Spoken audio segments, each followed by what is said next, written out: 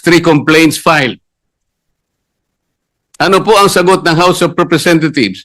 Yung daw pong unang 3, the one filed in December 2, December 4, and December 19 were all archived. Nasaan po sa rules ng House na yun pong mga impeachment complaints na ipa-file ay archive? Wala po. Pwede po bang ipakita yung slide na kung saan ay makikita natin ano po ba ang proseso kapag may nag-file na isang impeachment complaint? Ayan po yung Rule 2. Ang sinasabi po sa Rule 2, Mr. President,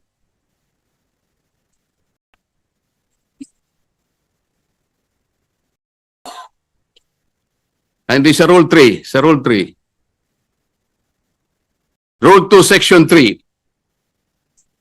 A verified complaint for impeachment by a member of the House or by any citizen upon a resolution or endorsement by any member thereof shall be filed with the office of the Secretary General and immediately referred to the Speaker. Bakit hindi po nasunod ang tuntunin na ito, Mr. Speaker? Kailan po ni-refer ng Secretary General sa opisina ng Speaker yung impeachment complaint dated December 2, 2024? Kailan po ni-refer ng Office of the Secretary General yung impeachment complaint na i-file noong December 4? Wala po silang sagot. Kailan po ni-refer ng Office of the Secretary General yung impeachment complaint that was received on December 19? Wala po silang sinasabi. Kung titingnan po natin ang sagot ng Solicitor General in behalf of the House of Representatives, ang sabi po nila, the Secretary General diligently referred simultaneously all the impeachment complaints to the office of the Speaker on February 5, 2025. Immediately po ba yan, Mr. Speaker? December 2, December 4, December 19, at isinama po yung February 5, all of them were simultaneously referred to the office of the Speaker on February 5. 2 buwan po ang kanyang ginugol para lang i-refer sa office of the Speaker. Ano po ang immediate doon? Wala po. Wala po silang sinunod. Wala silang ni-refer at ni-refer nga po delayed. Nung ma-refer po, ang sabi po ng Solicitor General, the 4 impeachment complaints were included in the order of business doon po sa session number 36. You will note, Mr. Speaker, hindi po niya ibinigay bilang annex yung order of business in section number 36. Ang kanya pong ipinakita ay yung journal number 36. Bakit po? Sapagkat hindi totoo na yung 4 na impeachment complaints were included in the order of business. Mr. President, I have a copy of the order of business, session number 36. And I will deposit a copy to the office of the Senate Secretary for everyone to see and examine for themselves kung talagang in-include nila sa order of business. Wala po. Saan po nila in-include? Doon sa journal. Iba po yung journal sa order of business. Alam po niyo kung bakit lang nalagay sa journal, Mr. Speaker? Idinagdag po nila as additional reference of business. That is not the requirement of the Constitution. Pwede po ba nating makita yung slide, ano yung sinasabi po ng Constitution?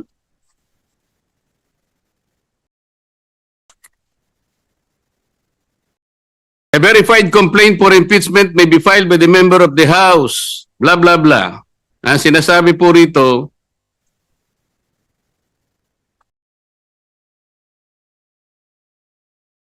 iba yun. Hindi po yun. Sorry po.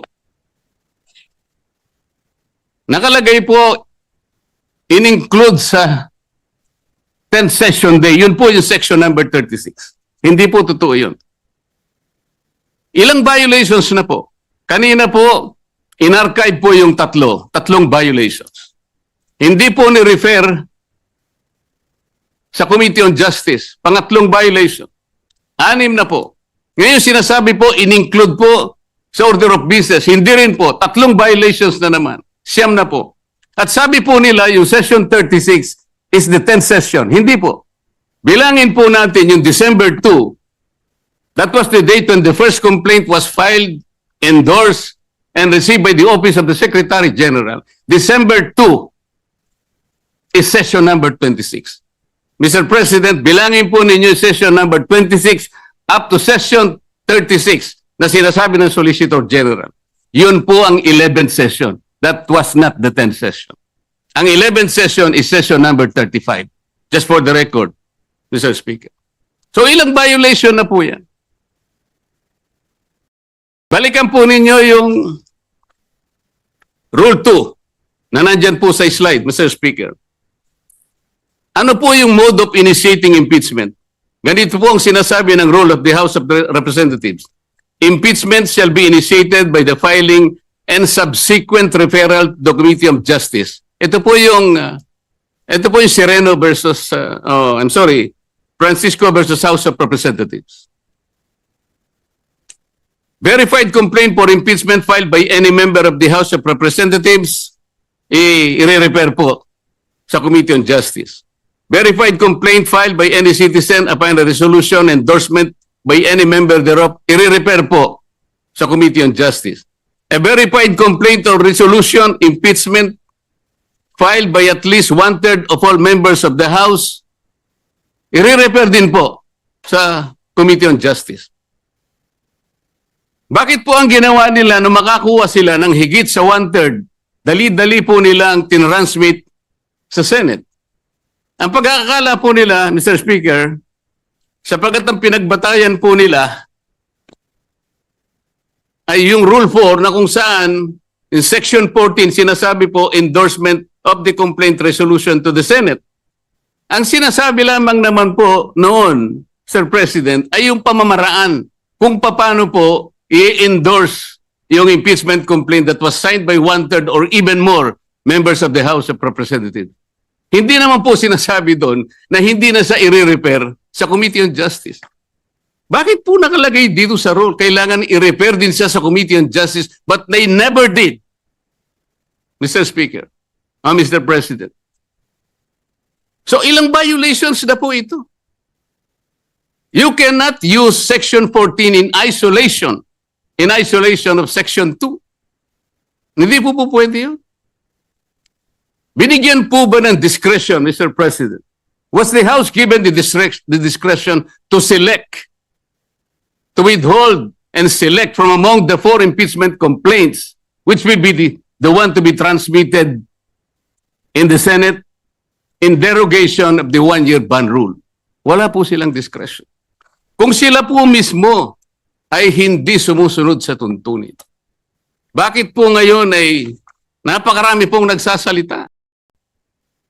Na parang akala mo ay ang Supreme Court pa ang nagkasala, ang nagkamali. Samantalang ito po, napakasimple po ng tuntunin, hindi kailanman sinunod. Even the 10th session day na sinasabi nila, 11th session day nung ilagay po nila sa order of business, sabi nila. They never included them in the order of business. Wala po. Nasa akin po yung kopya. Ano ba po ang pagkakamali? Mr. President, ipakita po natin yung last page ng impeachment complaint. Pakita po sa slide. Ayan po, Mr. President. Subscribed and verified before me.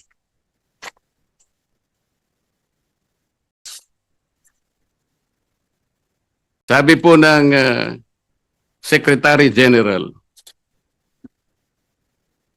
Saan ba yung kopya ko rin?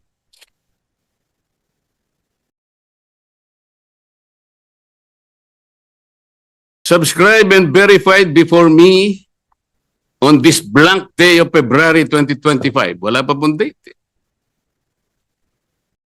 Ito po ba ang verification, Mr. President? Hindi po. Ang verification po ay nakasaad po sa mismong tuntunin ng House of Representatives. Balikan po natin ang Section 3. Ano po ang sinasabi? Section 3, Paragraph 2. An impeachment complaint is verified by an affidavit that the complainant has read the complaint and that the allegations therein are true and correct of his personal knowledge or based on authentic records. At the very least, yun ang dapat na ilagay po. Nakalagay po ba sa verification dito? Ng Secretary General ng House of Representatives? Wala. Ito po'y parang jurat lang sa isang affidavit. Sinasabi lamang po dito, kilala niya yung nagsipirma sa isang dokumento.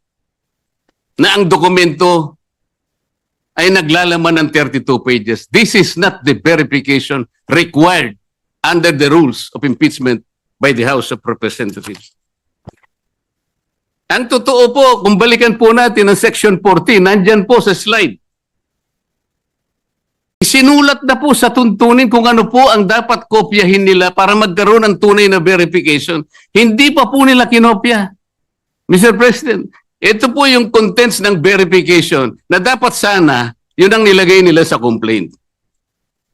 We, sabi po rito, after being sworn in accordance with law, depose and state that we are the complainants in the above entitled complaint or resolution of impeachment, that we have caused the said complaint resolution to be prepared and have read the contents thereof, and that the allegations therein are true of our own knowledge and belief on the basis of our own reading and appreciation of documents and other records pertinent thereto. Kokopyahin na lang, Mr. President. Hindi pa nakopya. Mr. President, alam mo po, nung ako'y grade 4, yung teacher po namin, binigyan po kami ng isang short quiz. I-drawing ninyo kanya yung Bicol region. Siguro po 1963 yun, Mr. President. Yung Masbate, hindi pa kasali sa Bicol region. O hindi, kabisado ko naman po sapagkat mahilig po ako sa social studies, Mr. President. Meron pong dalawang nangungopya sa akin, yung isa nasa likod, yung nasa kaliwa ko. Yung nasa likod po, nakopya niya pong tunay yung aking drawing. Pinagalitan siya pero ipinasa po sapagkat nakopya niya po yung aking drawing. Yung isa po, nangopya na nga, hindi pa niya nakopya. Ang kinopya po, Masbate. O wala po. Hindi po siya nakapasa. Ano pong ibig ko sabihin dito? Kukopyahin na lang eh. Alam po ninyo sa mga litigation lawyers, practicing lawyers worth their salt. Wala ka lang certification of non-forum shopping, i-dismiss ka ng Supreme Court. Maliwanag po yun. Hindi subscribe yung complaint mo, dismiss ka kagad. Mahigpit po ngayon eh. Ito po, this is an impeachment complaint. You are removing the second highest official of government. Yun lamang pong verification. Sablay na po eh. Ano pong nakalagay dito? Section 3, paragraph 3. An impeachment complaint required to be verified which contains a verification based on information and belief or upon knowledge or information and belief or lacks proper verification, katulad po nito ngayon, shall be treated as an unsigned impeachment complaint. So pwede pong tratuhin pala ngayon sapagkat wala pong verification. It may be treated as unsigned impeachment complaint. Paano ba yun? Pagkatapos magsasalita po ang napakarami. Alam po ninyo kung, Sir President, kumbaga po sa nagluto ng sinaing, pasensya na po kayo kung kinakailangan ako po'y gagawa ng pagkahalin tulad, ano. Ang impeachment complaint po ay parang sinaing na niluto ng House of Representatives. Hilaw po eh. Hilaw na hilaw. Ano po yung hilaw sa Bicolano, Mr. President? Hilaw din po yata. Sa Bisaya, hilaw din po. Sa Kapampangan, magadto, Mr. President.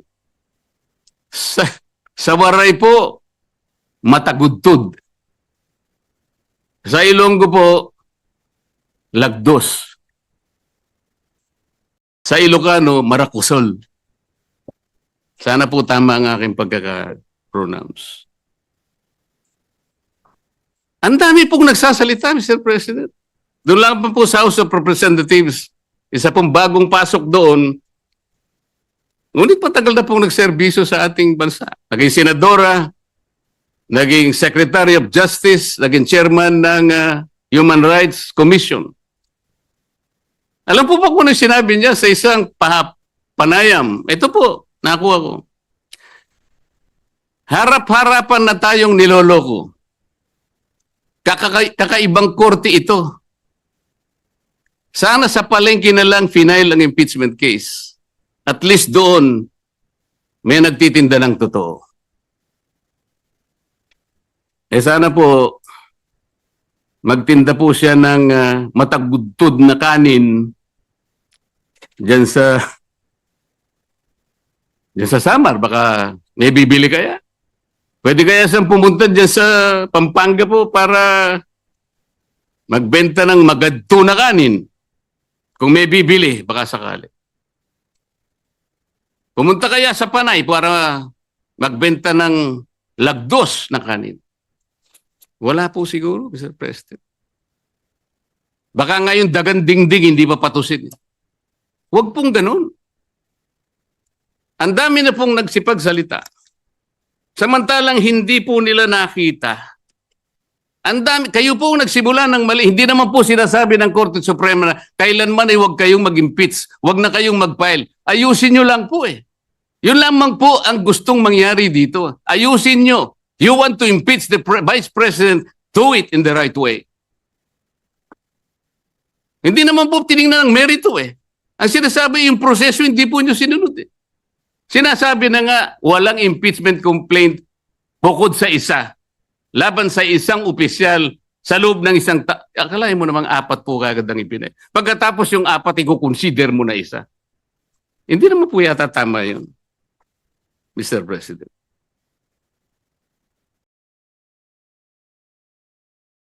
Mr. President, gusto ko pong basahin isang parte ng official statement of the Integrated Bar of the Philippines and the Supreme Court's decision in Duterte versus House of Representatives, August 1, 2025. And I quote, "Disagreement with the court's reasoning is neither unwelcome nor unexpected. Dissent is not foreign to a democracy. It is essential to its survival. But to incite public repudiation of its authority, or even just to call for its outright defiance, erodes the very foundation of the legal order. Such actions disturb the equilibrium of powers and imperil the integrity of our democratic institutions, especially when appropriate legal remedies remain available within the framework of our constitutional system. If every adverse ruling becomes an invitation to disobey, the law ceases to be a constraint on power and becomes its casualty. The Constitution does not require agreement. It demands adherence." Ang sinasabi po ng mga ibang kasama natin, magpapile pa naman ng motion for reconsideration. Bakit hindi natin hintayin? As I said, Mr. President, if you are a practicing lawyer worth your salt, you are confronted with the unanimous decision of the Supreme Court. In a firm voice, it says this is unconstitutional, void ab initio, violative of due process, and the Senate never acquired jurisdiction over this. And it is immediately executed. Parang sinasabi niya sa'yo, wala ka ng room mag-file niyan. Is anyone expecting that even one soul of the members of the Supreme Court will reverse himself? We cannot depend our action, Mr. President, on the fortunes of litigation. Naalala ko pa nga po doon sa kaso ng Francisco versus House of Representatives. The former Chief Justice Renato Puno, in his separate concurring opinion, naalala ko po ang sabi niya, with the possibility of 2 impeachment complaints reaching the Senate, the good Chief Justice said that the Senate, in the exercise of its primary jurisdiction, can decide the question of whether or not the 1-year bar rule has been violated or not. The Senate can even decide if on its face the impeachment complaint has no legal basis. At ang sabi pa po niya doon, Francisco versus House of Representatives. Sabi pa niya ron if the Senate finds that the 1-year bar rule is violated or that the impeachment complaint has no legs to stand on, that will be the end of the entire controversy. He was saying that let's give all the remedies available to the House and the Senate because of their primary jurisdiction.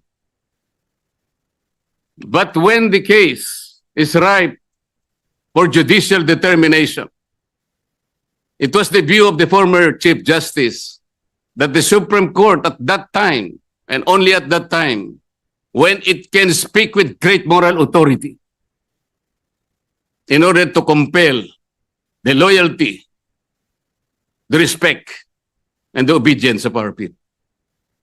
Mr. President, when the Supreme Court negates the actions of a co-equal branch of government, it does not assert its superiority.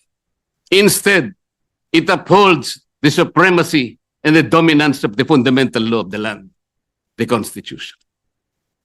And so the Supreme Court has already spoken. The last arbiter of law, it says the complaint is unconstitutional, is void ab initio, is violative of due process. The Senate never acquired jurisdiction over this.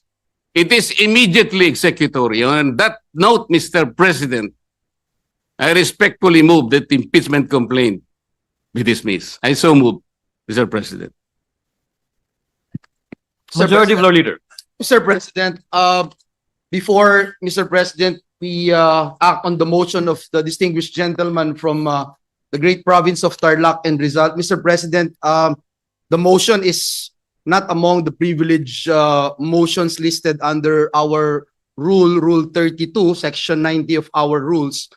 Therefore, Mr. President, it is debatable and may be subject to clarificatory questions. Nonetheless, Mr. President, our movant, Senator Marcoleta, has the floor, and Mr. President, subject to his consent and with his magnanimity, clarificatory questions on the motion may be entertained. In fact, Mr. President, we have some members of the Senate who wanted to interpolate with the permission, Mr. President, of the... What is the pleasure of Senator Soto, our distinguished Minority Floor Leader? Thank you, Mr. President. If the distinguished gentleman from Tarlac favor me with a few questions, I will be gladly accepting his favor. And if the Senate President will allow me, after a few questions, I will make my own manifestation to that effect.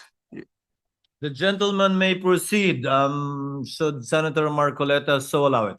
Yes, Mr. President. Thank you, Your Honor. Thank you very much, Mr. President. Thank you. So, listening to the privileged speech of the distinguished gentleman from Tarlac, the basis of your motion to dismiss is the Supreme Court's decision, which is now pending appeal by virtue of the MR, or the motion for reconsideration filed last Monday by the House of Representatives. Is it not, Your Honor? The question whether is it Yes, your subject basis to for appeal? your motion to dismiss is based on the Supreme Court decision that the so-called impeachment is unconstitutional, based on their decision. Yes, Mr. President, Your Honor. That's very, very clear and categorical.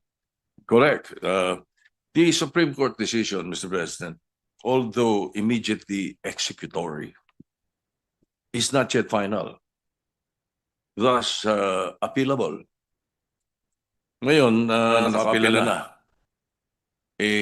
Marami nagtatanong, kung naka-appeal na, ba't tayo nagmamadali? Na-dismiss ito sa atin. So may I ask the gentleman, what will happen if we prematurely dismiss the case and the Supreme Court subsequently grants the MR and reverses its own decision. The question, Mr. President, is speculative. Yes, yes. May I have a speculative answer, Mr. President? We cannot speculate.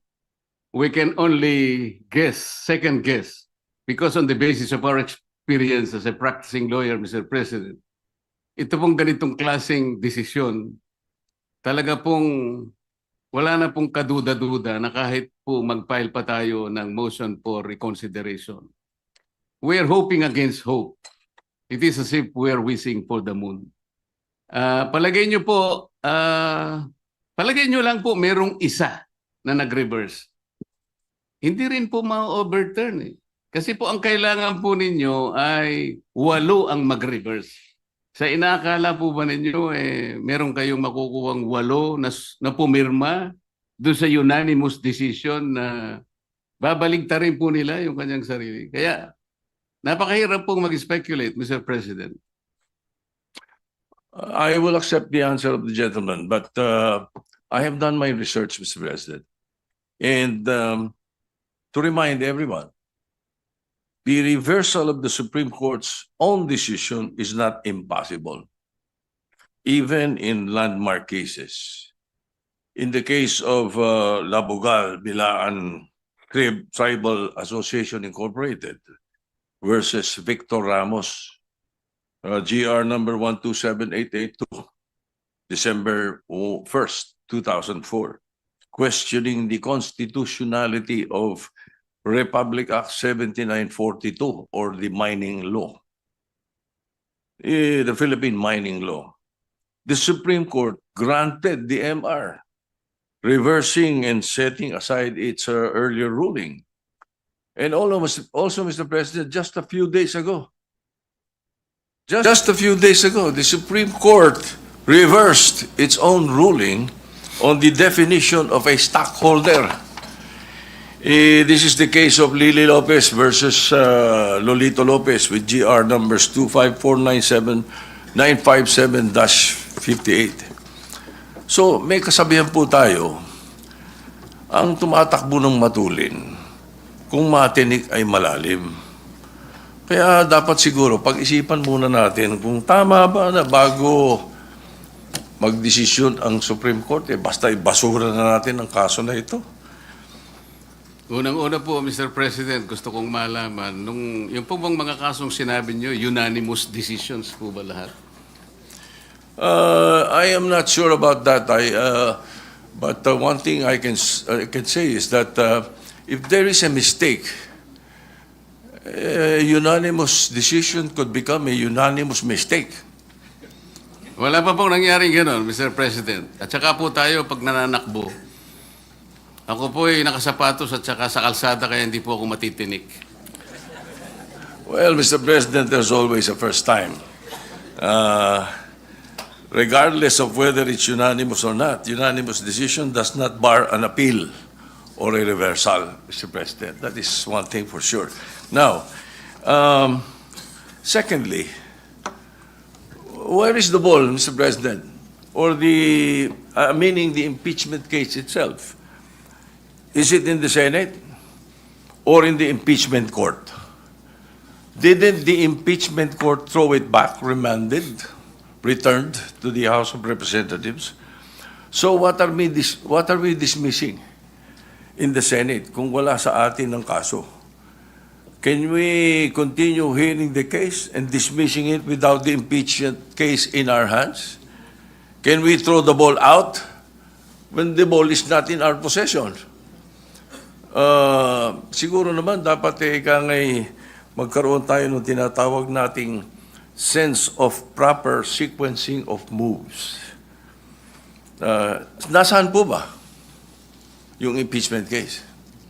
Mr. President, kanina po sa aking clarificatory statement, ang sabi ko nga po, yung ginawa pong initial proceedings noong 19th Congress Senate, yun po ay nangyari sa panahon po ng 19th Congress at lahat po yun ay naisantabi lahat sapagkat natapos nga po ang termino ng 19th Congress on June 30, 2024. Kaya po natin sinasabi, Mr. President, na dinidismiss na po natin ngayon sapagkat tayo po ang nasa lugar na sinasabihan ng Korte Suprema nung sabihin niyang ito ay immediately executory. Sino pong mag-i-execute nun? Hindi naman po i-execute yun ng House of Representatives.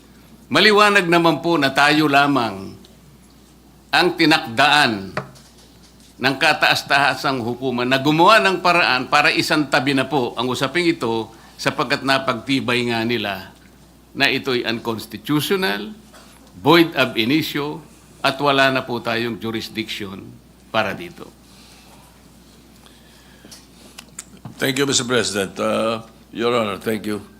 But as I said earlier, not because it is immediate and executory does not mean it's not appealable.